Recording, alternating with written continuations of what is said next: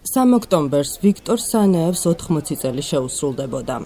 საიუბილეო თარიღთან დაკავშირებით თბილისში სამგზის ოლიმპიური ჩემპიონის ყოფილ საცხოვრებელ სახლზე მისი მემორიალური დაფა გაიხსნა. ლეგენდარული მძლეოსანი ზაქარია ფალიაშვილის 66 ნომერში 1976-1991 წლებში ცხოვრობდა.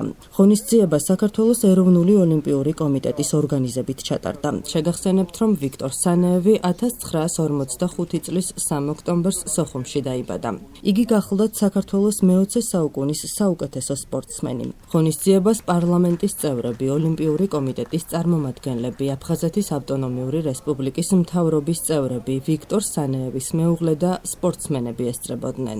დღეს ჩვენ ლეგენდარულ სპორტსმენს ვიქტორ სანეევს შეუსრულებდა 80 წლის იუბილე და მინდა ჩვენ საზოგადოებას მივულოთ, რომ იუბილე ვიქტორ სანეევის იყო მე-20 საუკუნის საუკეთესო სპორტსმენი. სწორედ რომ აი ეს ახალგაზრდები, რომელიც აქ ესწრებიან, ნახონ თუ რამდენად პატივს მივაგებთ ჩვენ გმირებს. იყო ვიქტორი სამგზის ოლიმპიური ჩემპიონი, ვერცხლის პრიზიორი და ერთ-ერთი გამორჩეული სპორტსმენი იყო მე-20 საუკუნის.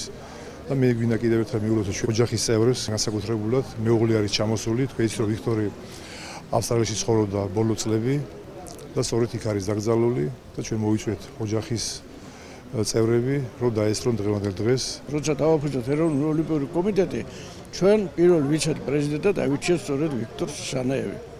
ნათელი მის ხსოვნას. პიროვნება იყო ძალიან ღია პიროვნება, ალალი პიროვნება, ურთიერთობაში, დამოკიდებულებაში ძალიან მეგობრული, გულგახშნილი და უპრეტენზიო. ვიქტორი იყო ესეთი თავშეკავებული პიროვნება იყო, არავის თავის პრობლემას თავზე არ მოახერხებდა და მე იძულებული გახდა წასულიყო ავსტრალიაში და იქ გაეგრძელებინა ცხოვრება. ეს 90-იანი წლები მისთვისაც ძალიან ძიმე გადასატანი იყო. დღეს ბატონი ვიქტორ სანეევი 80 წლის გახდებოდა. მის ყოფილ საცხოვრებელ სახლში იხსნება მემორიალური დაფა. ეს ძალიან მნიშვნელოვანია ოჯახის წევრებისთვის და რა თქმა უნდა ჩვენი მძლეოსნობის ფედერაციისთვის.